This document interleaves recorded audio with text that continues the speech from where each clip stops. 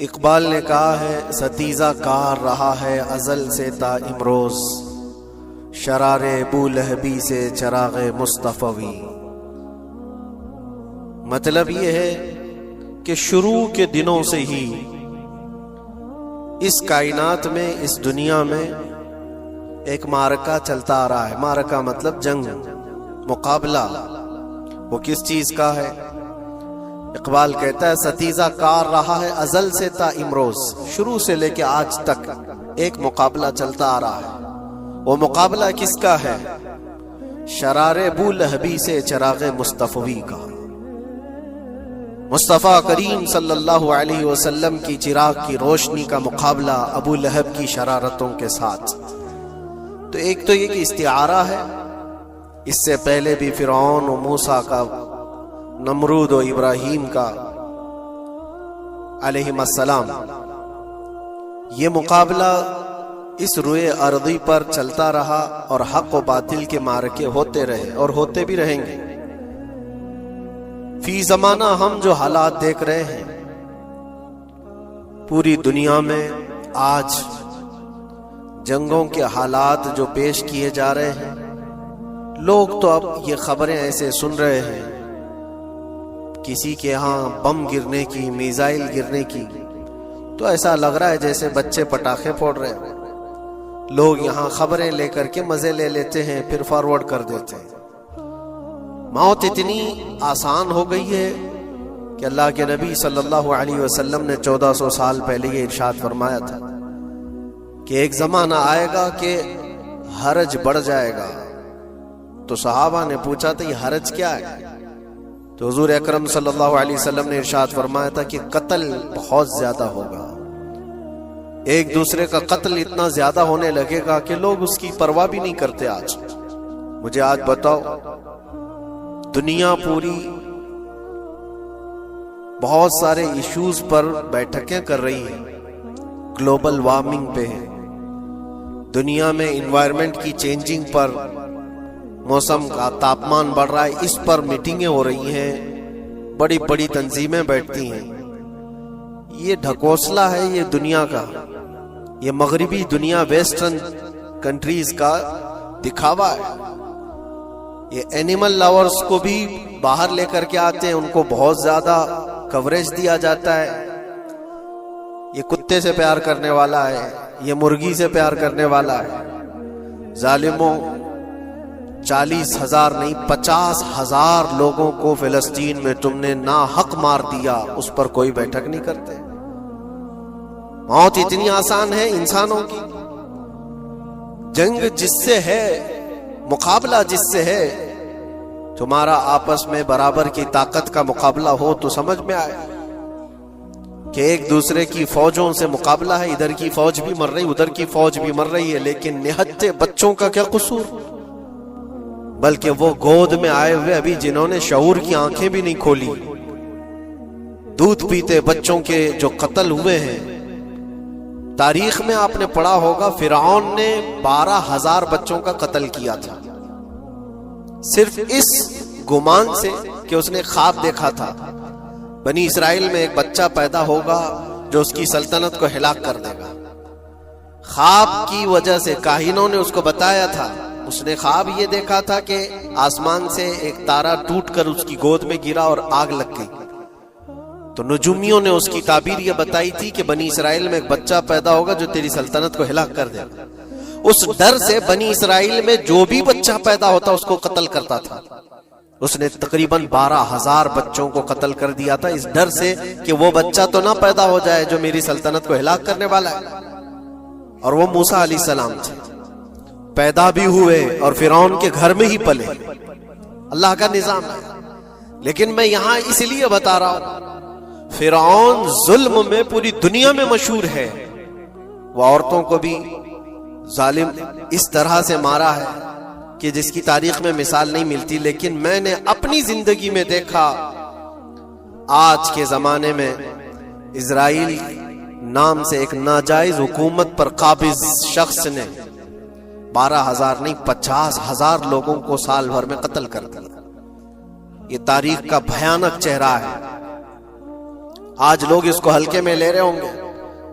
News والے ایک طرفہ رپورٹ کرتے ہیں کیونکہ ان کو ان کے باپ داداؤں سے ڈر ہے، جہاں کی کھاتے ہیں وہاں کی گاتے ہیں. لیکن بعد کو یہ سچائیاں جنریشن میں منتقل ہوتی رہیں گی.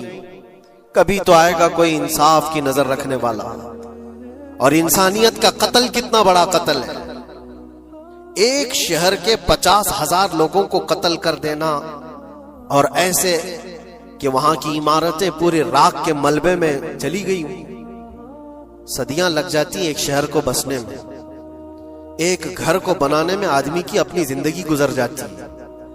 کیا کیا ارمانوں سے گھر بناتے ہیں، لیکن ایک پل میں کسی کا گھر اجاڑ دیا. اس کے سامنے تڑپتے ہوئے اس کے باپ کی لاش ہو، ماں کی لاش ہو. وہ تصویریں کہ آپ نے نہیں دیکھی کہ ایک باپ چھوٹی سی بیٹی کو لے کر کے دوڑ رہا ہے تو اس کا بیٹا الگ پیر اور ہاتھ جلے ہوئے بم سے تڑپ رہا ہے. وہ کس کے درد کو دیکھے. یہاں تک کہ میں نے دیکھا کہ بیٹی کو باپ یہ نصیحت کر رہا ہے، تھوڑا اور صبر کر لے بیٹا، شہادت ملنے والی ہے. کون کرتا ہے یہ؟ موت سے پہلے اپنے بچے کو اتنی تلقین کر دے. حالات ایسے. دوسرے ایک کہ وہاں پر کھانے پینے کی ایڈ کوئی جا نہیں سکتی، اس پر پابندی. دوائیاں نہ جائیں، اس پر پابندی. دنیا کا کوئی قانون اس چیز کو جائز ٹھہراتا ہے؟ مجھے بتاؤ، آتنکواد کا راگ الاپنے والے ان باتوں کو کیا کہیں گے؟ انسانیت اگر کہیں ہے تو اس کا تصور تو کرو. کسی کے فنڈامنٹل رائٹس ہوتے ہیں، بیسک رائٹس ہوتے ہیں. کھانا پینا یہ اس کا انسانی حق ہے. دشمنی تم سے جن کی ہے ان کے ساتھ مقابلہ کرو، عام شہریوں کے ساتھ نہیں. مخبر صادق رسول اکرم صلی اللہ تعالی علیہ وسلم کی تعلیمات دیکھو. جہاد کو لے کر جو پروپیگنڈا تم پھیلاتے ہو اور ہر چیز کو جہاد کا لفظ دے کر کے ایک ایسا نیریٹو کریٹ کرتے ہو کہ لوگوں کے دماغ میں ایک پروپیگنڈا پھیل جائے. آؤ میں سناتا ہوں رسول پاک صلی اللہ تعالی علیہ وسلم جب صحابہ جہاد میں جاتے تو ان کو کن باتوں کی تلقین کرتے تھے. سب سے پہلے مجاہدین صحابہ سے کہتے جس جگہ تم جا رہے ہو مقابلہ تمہارا جن کے ساتھ ہے انہی سے مقابلہ کرنا. جو تمہارے خلاف تلوار اٹھائے اس کے خلاف تم تلوار اٹھاؤ. اور راستوں پر بیٹھے ہوئے بوڑھوں کو ہاتھ نہ لگانا. کسی عورت کے ساتھ چھیڑ چھاڑ نہ ہو. حاملہ عورتیں اگر قید میں آ جائیں تو انہیں چھوڑ دینا. یہ حضور پاک صلی اللہ علیہ وسلم کی تعلیمات ہیں. حتیٰ کہ رسول کریم صلی اللہ علیہ وسلم نے یہ فرمایا جس شہر میں تمہارا غلبہ ہو جائے، تم غالب آ گئے وہاں کی فوج پر، تو وہاں کے رہنے والوں کے بچوں کو نہ ظلم کرنا، ان کو نہ پکڑنا. پھر تعلیمات میں یہ ہے وہ چاہے جس مذہب کے بھی لوگ ہیں ان کے معبدوں کو، ان کی عبادت گاہوں کو ختم نہیں کرنا، ان کی عبادت گاہوں کو توڑ پھوڑ نہ کرنا جس شہر میں تم جا رہے ہو. یہاں تک کہ حضور اکرم صلی اللہ علیہ وسلم کی تعلیمات تو دیکھو. حضور یہ تک فرماتے تھے مجاہدین صحابہ کو کہ جس شہر میں تم جا رہے ہو وہاں کے درختوں کے پتے بھی نہ اکھاڑنا، درختوں کو بھی نہ نقصان پہنچانا. جنگی تعلیمات کو آج کوئی نظر میں نہیں رکھتا ہے. دنیا کہتی ہے کہ جنگ کے دوران بھی کچھ اصول ہوتے ہیں لیکن کوئی اصول نہیں. ہم نے دیکھا ہے جس کی طاقت ہے اس کا بول بالا ہے. یہ دنیا ان کے خلاف کبھی کوئی بات نہیں کرتی. آج سے تقریباً 20 سال پہلے بھی عراق کی کیا حالت تھی آپ نے دیکھا ہوگا. ایک جھوٹے پروپیگنڈے کی وجہ سے پورے عراق کو تباہ کیا گیا. آج تک وہ سنبھل نہیں پایا. نیوکلیئر پاور عراق کے اندر موجود ہے، اس کے ری ایکٹر وہاں پر موجود ہے. کیا کیا چیزیں اس زمانے میں پھیلائی گئی. سوشل میڈیا تو نہیں تھا اتنا. دنیا نے یہ مان لیا کہ ہاں دادا کہہ رہا ہے تو ہوگا اور حملہ کیا اسی بنیاد پر. 20 سال ہو گئے آج تک عراق میں کوئی نیوکلیئر پاور پلانٹ نہیں نظر آیا، کہیں نہیں. ایک جھوٹے پروپیگنڈے کی وجہ سے وہاں کے کتنے لاکھ لوگوں کو بے گھر ہونا پڑا ہے پتہ ہے. کچھ جگہ ایسی ہیں جہاں بم برسائے گئے آج تک وہاں کوئی سبزہ نہیں اگتا، کوئی وہاں پر فصل نہیں ہوتی. میں نے خود اپنی آنکھوں سے دیکھا ایک نیا میدان جس پہ لوگ فٹ بال کھیلتے تھے، چند سالوں کے بعد دیکھو تو پورا میدان قبروں سے بھرا ہوا ہے. قبریں ہیں وہاں پر، پوری قبریں ہیں، لوگوں کو جنازہ اٹھانے کے لیے لوگ نہیں ملتے، موت اتنی عام کر دی گئی تھی۔ ان باتوں کو کوئی کہتا ہے؟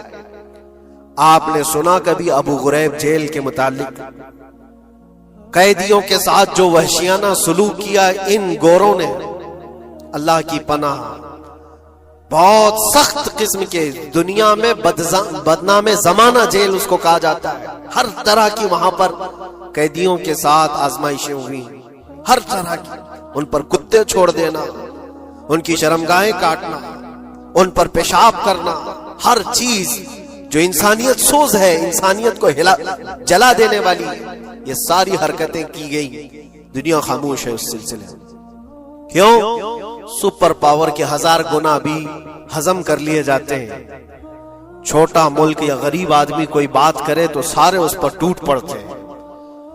آج میں ایک چیز آپ کو بتانا چاہ رہا ہوں کہ یہ کوئی نئی چیز نہیں ہے جو ہو رہی ہے آج دنیا میں، یہ پھیلنے والی ہے اور قیامت کے قریب ہم آ چکے ہیں۔ ہو سکتا ہے دنیا پوری جنگوں کے لپیٹ میں ہو، جو رسول پاک صلی اللہ علیہ وسلم نے ارشاد فرمایا، قتل اتنا بڑھ جائے گا کہ 100 لوگ ہوں تو 99 مر جائیں گے، ایک بچ جائے گا۔ قتل اتنا بڑھ جائے گا، یہ جنگ کی آگ ہو سکتا ہے آس پاس سب پھیل جائے، جس کی وجہ سے اس وبا میں، اس بلا میں سب ملوث ہونے لگ جائیں گے۔ اور ایک بات یہ بھی یاد رکھو، چاہے جیسی بھی حکومت، تاریخ پوری اٹھا کر کے دیکھنا، ظلم کے بعد جو غرور و تکبر میں آ کر فرعون بننے کی کوشش کرتا ہے، اس کا انجام اللہ تعالیٰ بہت بھیانک فرماتا ہے، بہت بھیانک انجام ہوتا ہے۔ اب کے ظالم بھی اپنے انجام کے بہت قریب آ چکے، انہوں نے ظلم اتنا کیا ہے، وہ بچوں کی آہیں، وہ عورتوں کی چیخیں کیا بارگاہ رب العزت میں نہ پہنچی ہوں گی؟ رب تبارک و تعالیٰ خود فرماتا ہے، سَيَعْلَمُ الَّذِينَ ظَلَمُوا أَيَّ مُنْقَلَبٍ يَنْقَلِبُونَ، ان قریب ظالم یہ دیکھ لیں گے کہ کس پلٹی میں اللہ تعالیٰ انہیں گرانے والا ہے۔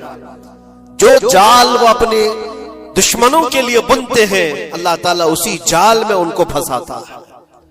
آج دیکھنا آپ، تاریخ کی سچائیاں آپ کو اس بات کا جواب دیں گی۔ ظالم یہ سمجھتا ہے کہ میں خدا کے برابر ہو چکا، مجھے کوئی بھی ہلاک نہیں کر سکتا۔ اللہ تعالیٰ فرماتا ہے، اینما تکونوا یدرککم الموت ولو کنتم فی بروج مشیدہ، تم مضبوط قلعے میں کیوں نہ بیٹھے ہو، موت تمہارے پاس آ کر پکڑ لے گی۔ اور رب تبارک و تعالیٰ کے لیے کوئی چیز ناممکن ہے۔ لوگ آج ہوا بناتے ہیں کہ ایئر ڈیفنس سسٹم اتنا بڑا ہے، کوئی کچھ نہیں کر سکتا۔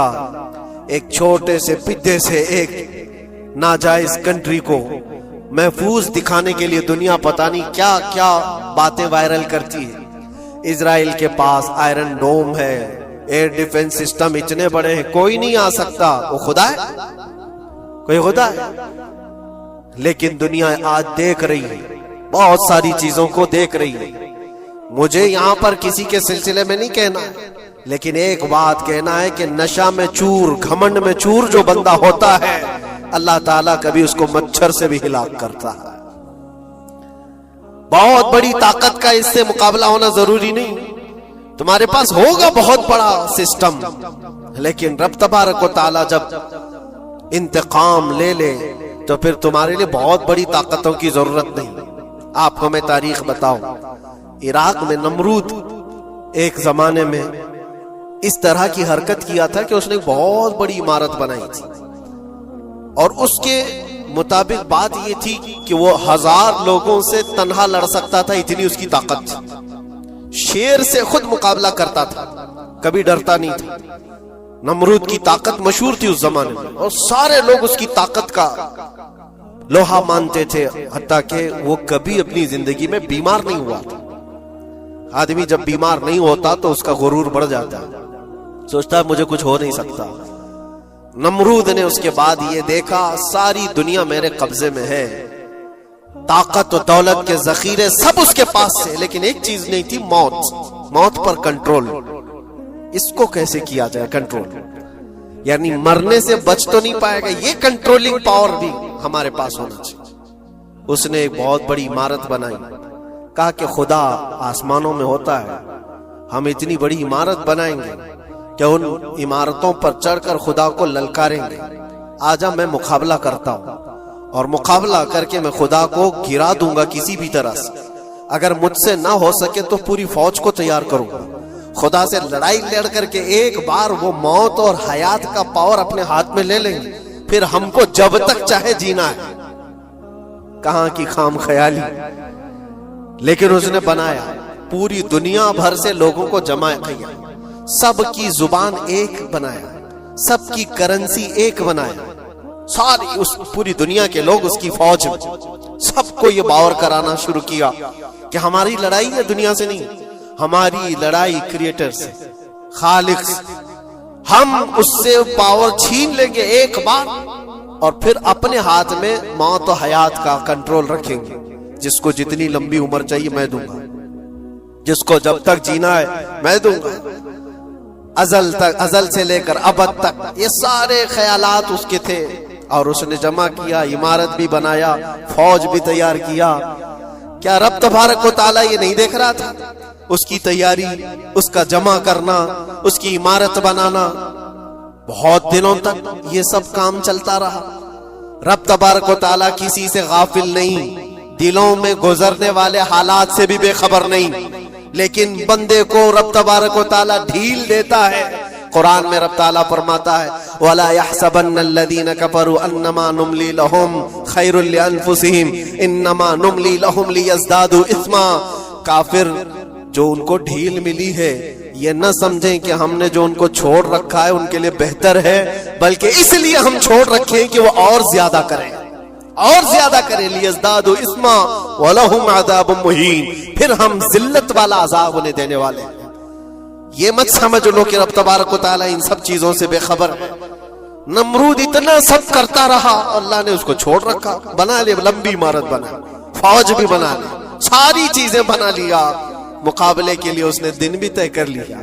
اس کے بعد اس کو خدا سے لڑائی لڑنی تھی، کہاں خدا تک پہنچنے کی بات، لیکن بندہ جب غرور و تکبر میں آتا ہے تو وہاں تک بھی سوچتا ہے، اسے موت پر کنٹرول حاصل کرنا تھا، بس یہ ایک چیز تھی۔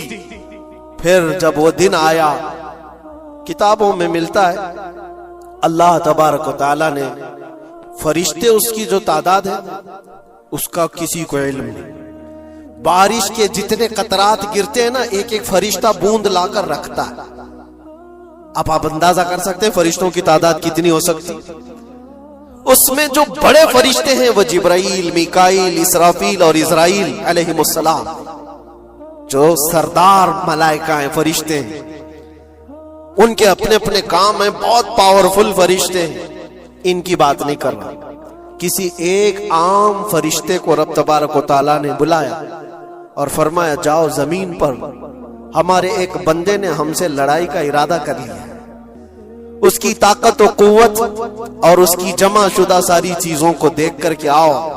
وہ فرشتہ زمین پر آیا، جس جگہ پر اس نے یہ سب جمع کیا تھا، فرشتہ اتر کر صرف اپنے پیر ہلایا تھا، پوری عمارت بھسم ہو گئی، کچھ نہیں کیا تھا، اس کی بنائی ہوئی عمارت بھسم ہو گئی، جتنی فوج جمع کیا تھا سب کیڑے مکوڑوں کی طرح مر گئے، اور سب کی زبانیں مختلف ہو گئی، کوئی ایک دوسرے کو پہچان نہیں پا رہا۔ یہ منٹوں کی بھی بات نہیں تھی، سیکنڈوں کی بات تھی۔ فرشتہ واپس چلا گیا، نمرود کا زوال ہو گیا، ختم ہو گیا۔ یہ تاریخ کی ایک بات ہے، اور یہ روایت ہم اپنی کتابوں میں نہیں رکھتے، یہ روایت یہودیوں کی کتابوں سے ہی ہے۔ یہودی اس بات کو یقین کرتے ہیں، اور اسی وجہ سے اس بات پر وہ دوبارہ عمل کرنے کے لیے پھر کوشش میں ہے۔ نیو ورلڈ آرڈر جو کہا جاتا ہے، پوری دنیا کو اکٹھا کرنا، ایک کرنسی بنانا، ایک لینگویج پر لانا، اور سب کو ملا کر کے ایک طاقت حاصل کرنا، سپیس پر جانا، اور پھر وہی چیزیں دہرانی جا رہی ہے دنیا، وہی چیز ایک دوبارہ بار ٹرائی کرنا ہے، جس کے لیے آپ کو پتہ ہے یہ چھوٹی سی قوم پوری دنیا پر کنٹرول حاصل کرنے کے کیسے کیسے خواب دیکھتی۔ اگر آپ جائیں، اسلام دشمنی تو ان کی پرانی ہے، لیکن یہ جو 50,000 لوگوں کا قتل ہے، یہ صرف اور صرف ان کے اپنے ایک چھوٹے مقصد کے لیے، ہو سکتا ہے بہت ساری باتیں ہوں، غزہ پٹی ایک ہی علاقہ بچا ہوا ہے فلسطین کا، باقی سب تو یہ قبضہ کر چکے 1947 کے بعد، 48 کے بعد۔ چھوٹا سا حصہ جو باقی غزہ پٹی جس کی 20 لاکھ کی آبادی، اس علاقے پر اتنی زیادہ کیوں کرورتا ہے؟ کیوں؟ باقی سب جگہ پر اور بھی دیگر جگہ پر، یروشلم میں، ویسٹ بینک میں، کئی جگہوں پر مسلمان آباد ہیں، یہ غزہ کے لیے کیوں اس قدر سختیاں ہیں؟ دنیا کو بتانے کے لیے تو یہ ایک آتنکواد جماعت ہے حماس، جس کا مقابلہ کرنے کے لیے ہم یہ حملے کر رہے ہیں، لیکن آج تک یہ دنیا کو بتا نہیں سکے کتنے حماسیوں کو قتل کیا، کتنے حماس کے لوگ پکڑے گئے، کتنوں کو مارا گیا، چند ہوں گے، لیکن اس کے بدلے میں جو بھاری قیمت چکائی ہو غزہ کے نہتے لوگوں نے، 50,000 لوگوں کا قتل، یہ تو ریکارڈ پہ دکھ رہا ہے، باقی اللہ عالم، باقی کتنے ہیں جن کی تعداد مل نہ سکی ہو۔ بعض دانشوروں نے یہ بھی بتایا اس کو صرف اور صرف ایک کینل بنانا ہے جو دنیا کی ٹریڈنگ پر قبضہ حاصل کرنے کے لیے، جو سوئس کینال ہے ایجپٹ کا، جس سے میڈیٹرین سی سے لے کر کے گزرتے ہیں، 2 سمندروں کو جوڑنے کے لیے ایک کینل ہے مصر میں، ایجپٹ میں، جہاں سے ایجپٹ ہر گزرنے والے جہاز سے ٹیکس لیتا ہے، ہر گزرنے والے جہاز سے ایک بھاری قیمت لیتا ہے، جس سے ٹریڈنگ پر اثر بھی رہتا ہے، اور جب وہ چاہے بند کرے، 2 مرتبہ اس نے بند بھی کیا تھا تاریخ میں 1950 کے بعد۔ اور یہ خواب دیکھتا ہے اسرائیل کہ ہم اپنی ہی جگہ سے ایک کینل بنا لیں تقریباً 300 کلومیٹر، جس کے لیے اس کو غزہ حاصل کرنا بہت ضروری ہے۔ یہ بعض لوگوں کی اپنی تحقیق ہے۔ تو کیا کوئی اپنے مفاد کا حاصل کرنے کے لیے 50,000 لوگوں کا قتل کر سکتا ہے؟ دنیا کو یہ بھیانک چہرہ بھی تو معلوم ہونا چاہیے۔ اگر ان کو کوئی راستہ بنانا ہے تو اس کے لیے انسانیت کا قتل کرنا ہے۔ میں آپ کو ایک بات عرض کیے دیتا ہوں، قرآن پاک نے جو فرمایا وہ حق ہے، 100% حق ہے۔ اللہ نے فرمایا، میں نے خطبے کے بعد جو آیت پڑھی، وَضُرِبَتْ عَلَيْهِمُ الذِّلَّةُ وَالْمَسْكَنَةُ، اللہ فرماتا ہے ان پر ذلت اور غربت لکھ دی گئی ہے، کس پر؟ یہودیوں کے متعلق۔ وَبَاءُوا بِغَضَبٍ مِّنَ اللَّهِ، اور اللہ کے غضب میں رہیں گے وہ ہمیشہ۔ آپ سورہ فاتحہ میں پڑھتے ہیں نا، غیر المغضوب علیہم ولا الضالین، مغضوب کا مطلب کیا ہے؟ جن پر اللہ کا غضب ہوا، اور وہ یہود قوم ہے۔ قرآن پاک کی میں آپ کو بات بتا رہا ہوں، اور اللہ تعالیٰ فرماتا ہے وجہ کیا ہے؟ ذالک بانہم کانوا یکفرون بآیات اللہ، وہ اس لیے کہ اللہ کی نشانیوں کو ٹھکراتے ویقتلون النبیین بغیر حق، اور اللہ کے نبیوں کو ناحق قتل کرتے۔ اب دنیا کو یہ افسوس ہو رہا ہوگا، جیسے میں نے ابھی بتایا 50,000 لوگوں کا قتل وہاں کر دیا، ایران میں گھس گیا، شام میں گھس گیا، لبنان میں گھس گیا، ہر جگہ مار مار مار اور لوگوں کا قتل۔ میرے عزیزو، یہ تو عام لوگوں کا قتل ہے، اور قرآن یہ کہتا ہے یہ وہ قوم ہے جو اللہ کے نبیوں کو قتل کرتی تھی، اور تاریخ میں ہے تقریباً 10,000 نبیوں کو انہوں نے قتل کیا ہے، 10,000 نبیوں کو انہوں نے قتل کیا ہے، صرف اپنی من مانی بات نہ پائے جانے کی وجہ سے۔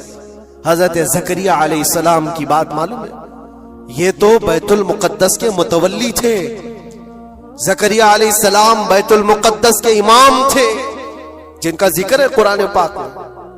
حضرت زکریہ علیہ السلام کے پیچھے یہی قوم جو ان کی امت میں تھی، یہودیوں کے لیے بھی وہ مقدس نبی تھے، لیکن ان ظالموں نے حضرت زکریہ علیہ السلام کو دشمنی میں رکھ کر کے ایسا قتل کیا تھا، اللہ اکبر۔ زکریہ علیہ السلام ان سے بھاگ کر کے نکلے تھے، اور ایک درخت کو جا کر کہا، اے درخت کھل جا، میں تجھ میں آتا ہوں۔ درخت کھل گیا، حضرت زکریہ علیہ السلام اس میں اندر چلے گئے، درخت پھر بند ہوا، تاریخ میں موجود ہے۔ ابلیس لعین نے، شیطان مردود نے یہودیوں کو راستہ بھی بتایا اور درخت بھی بتایا کہ اس کے اندر زکریا چھپے ہوئے، اس کے اندر زکریا ہے۔ یہودیوں نے تیز آری لے کر کے درخت کو اوپر سے کاٹنا شروع کیا کہ درخت کے 2 ٹکڑے ہوں گے تو زکریہ علیہ السلام تک بھی پہنچ جائیں۔ انہوں نے آری سے کاٹتے کاٹتے کاٹتے ان کے سر تک پہنچا دیا، اور جب حضرت زکریا علیہ السلام کو اپنے سر کے اوپر سے کٹنے کی آواز آنے لگی تو اب سوچا کہ اب یہ آری سے پورا کٹ جائے گا. اللہ تعالی کی طرف سے ندا آئی، اے زکریا صبر کر لو، اگر تم اس پر آواز نکالو گے تو صبر والوں میں سے تمہارا نام نکل جائے گا. یہاں تک کہ تاریخ میں ہے وہ یہودیوں نے آری سے کاٹتے کاٹتے حضرت زکریا علیہ السلام کے سر کو چیر دیا اور جسم کے 2 ٹکڑے ہو گئے. اللہ کے نبی خاموش رہے، صبر کر کے رہ گئے. ان کے بیٹے یحییٰ علیہ السلام نے یہودیوں کے ایک گورنر یا بادشاہ کو یہ کہا تھا کہ ایک نکاح میں 2 بہنوں کو رکھنا جائز نہیں. اس نے 2 بہنیں ایک ساتھ اپنی زوجیت میں رکھا تھا. صرف اتنی بات پر حضرت یحییٰ علیہ السلام صرف 33 سال کے جوان تھے. اس یہودی ظالم نے یحییٰ علیہ السلام کے سر کو کاٹ کر کے برتن میں لا کر ناشتے میں رکھا تھا. اللہ کے نبی کی بات کر رہا ہوں، اللہ کے نبی کے سر کو کاٹ کر تشت پہ رکھا تھا. لیکن تاریخ کی سچائیاں بتاتی ہیں کہ وہ کٹے ہوئے سر سے یحییٰ علیہ السلام بولتے تھے، اے ظالم اب بھی میں کہتا ہوں ایک نکاح میں 2 بہنوں کو رکھنا حرام ہے، حرام ہے. یہ اللہ کے نبیوں کی زندگی میں بتا رہا ہوں جن کے ساتھ انہوں نے کیا. عیسیٰ علیہ السلام، یہ پاگل عیسائی جو آج ان کی کپڑوں میں جا کر بیٹھے ہوئے ہوتے ہیں جبکہ زندگی بھر یہ لڑتے رہے ہیں. قرآن بھی کہتا ہے وقالت اليہود لیست النصارى علی شیء وقالت النصارى لیست اليہود علی شیء. دونوں لڑتے تھے. یہودی کہتے عیسائی کوئی چیز ہی نہیں، عیسائی کہتے تھے یہودی کوئی چیز ہی نہیں. ان کی جنگیں اتنی خطرناک ہوئی، یہ سب لپا پوتی کر کے آج دکھاتے ہیں کہ ہم سب ایک ہیں. بہت گہری دشمنیاں ان کے درمیان تھی. عیسائیت، حضرت عیسیٰ علیہ السلام کو کیا کیا گیا؟ جب انہوں نے اپنے پیغامات پھیلائے تو عیسیٰ علیہ السلام کو بھی قتل کرنے کا منصوبہ یہودیوں نے بنایا تھا اور پورے لوگ آ کر حضرت عیسیٰ علیہ السلام کے گھر کو گھیراؤ کر لی. عیسیٰ علیہ السلام کو اس